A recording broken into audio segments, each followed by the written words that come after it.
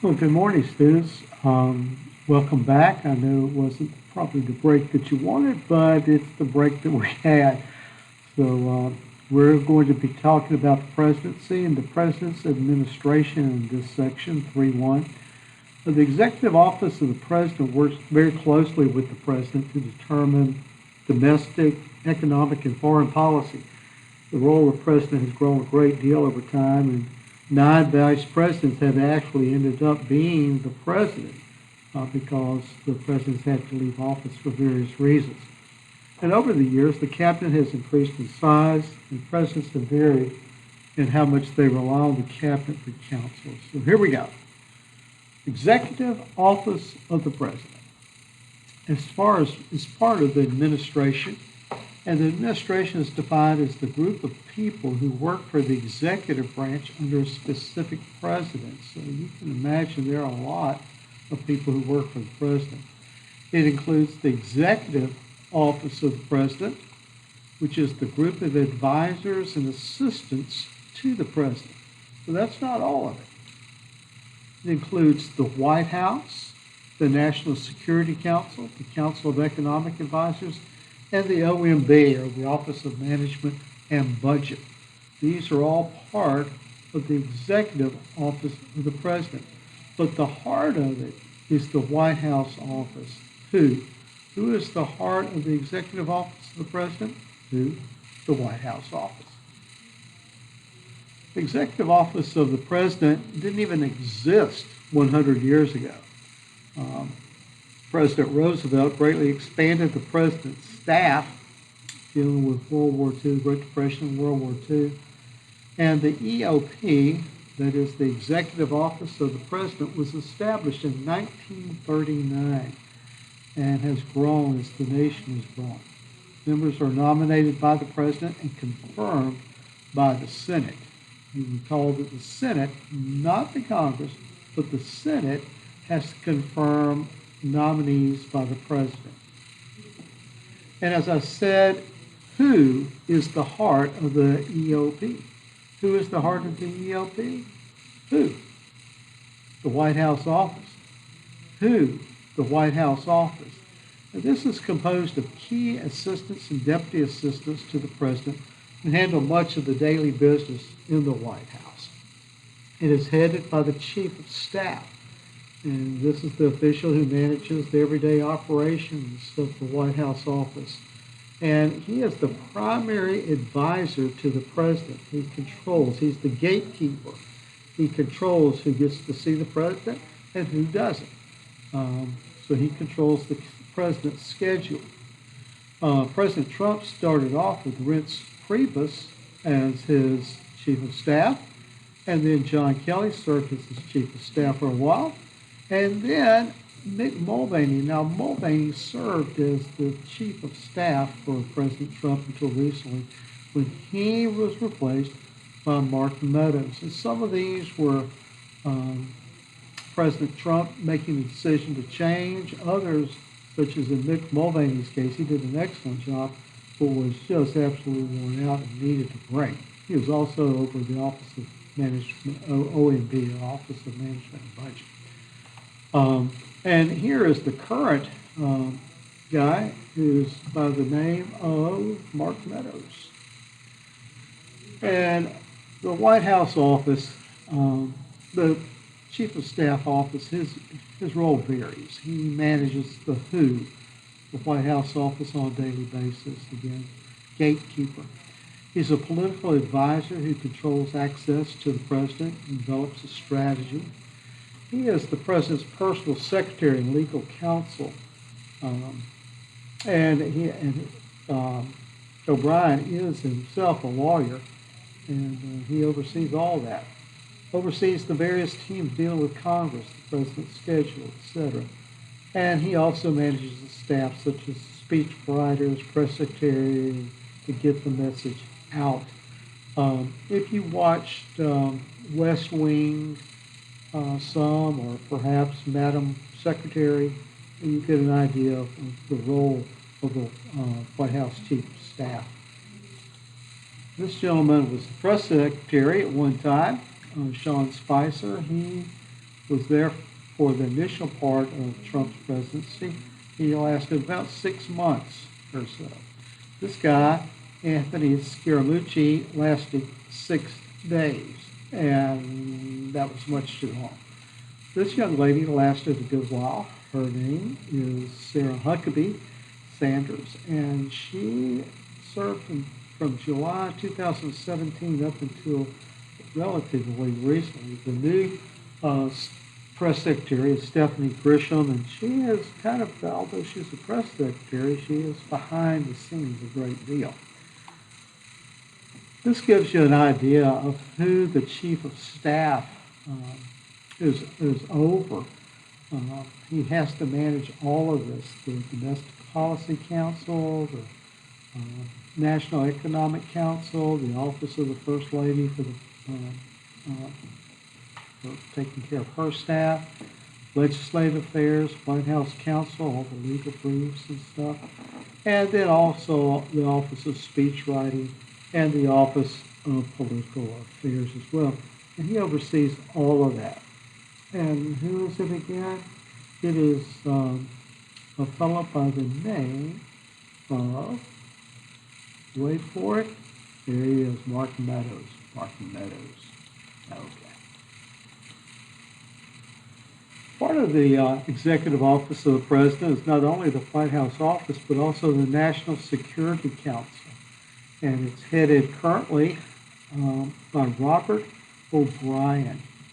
This National Security Council is top military officials, foreign affairs, intelligence, and they are responsible for the security of the United States.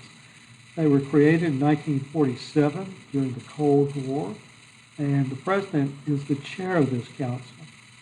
Those who are on it include the vice president, secretary of state, like Pompeo right now, secretary of treasury, which is Mnuchin, secretary of defense, director of national intelligence, and chairman of the Joint Chiefs of Staff.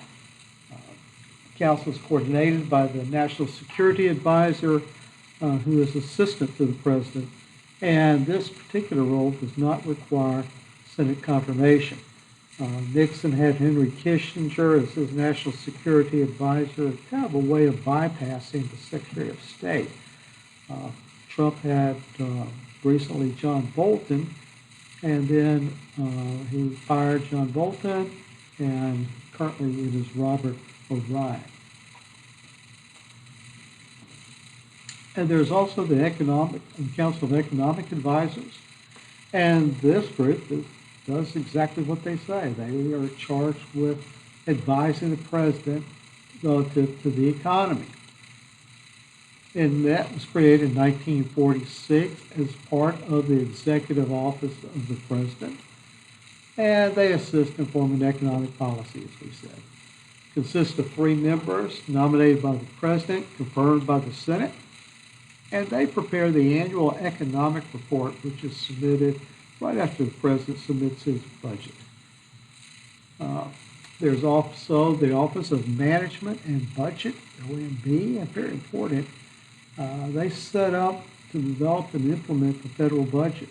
They decide on legislation, government regulations, management of government finances, how much goods to be purchased, and so forth. It's a very extensive organization. It is the largest organization in the executive office of the president, and they employ more than 500 people. Again, they develop the federal budget, oversee its execution. We'll talk more about that when we get to the chapter on budgeting. They gather information, set policy, goods, services, and property. Think of all the property the United States executive owns, all that the American owns. They oversee all of that. And also, the EOP incorporates the office of the vice president, who is president of the Senate, opens and counts the electoral votes, and he serves as the president if the president is incapacitated. And 9 vice presidents have had to step in as president. Most of the time they were assassinated or died in office, but occasionally they have to step in as president when like they resigned, like President Nixon did. Early vice presidency was changed somewhat with the 12th Amendment and selection process, but they helped to elect the president. Usually they balance the ticket. That's why a president would choose them. That's become less of an issue with telecommunications and television, but still, if one president, someone's running for president, they want to select a vice president that's going to help their ticket and help them become president. Modern vice president has more responsibilities. The early vice presidents, very little. In fact, Thomas, I believe it was John Adams, who said it was the most worthless office ever devised by man. Currently, the vice president is this gentleman, Mike Pence. And again, John Adams said that this had little prestige in the office of vice president, but in the modern era, vice presidents have had more and more influence. Joe Biden, his role was very different than that of John Adams, had a lot more prestige and power. The president's cabinet is composed of the heads of the executive departments. These are secretaries, and they're nominated by the president and have to be confirmed by the Senate. It includes executive departments, all these departments, State Department, Defense Department, Education Department, all these. Secretaries are to run their departments so that they help formulate and carry out the president's policies in keeping with the laws that are passed by Congress. They again are nominated by the president and must be confirmed by, that's right, not Congress, but the Senate. The cabinet's history, there's nowhere in the Constitution that you will find the word cabinet, but they were there to advise the president. The first four cabinet members were Secretary of State, War, Treasury, and the Attorney General, which didn't really have a cabinet, but nevertheless he served in that role. And the philosophy varied concerning appointments. Cabinet today is 16 official cabinet positions, including that of the vice president. President Trump's cabinet includes Vice President Mike Pence, Secretaries of Agriculture, Commerce, Defense, Energy, Education, Health and Human Services, Homeland Security, Housing and Urban Development, as well as Interior, Labor, State, Transportation, Treasury, Veterans Affairs, and the Attorney General. So quite the group. And here is a picture of the beginning cabinet of President Trump. You see Mike Pence there. Some of them are no longer there. Tom Price from Georgia has been fired or terminated, no longer needed his services.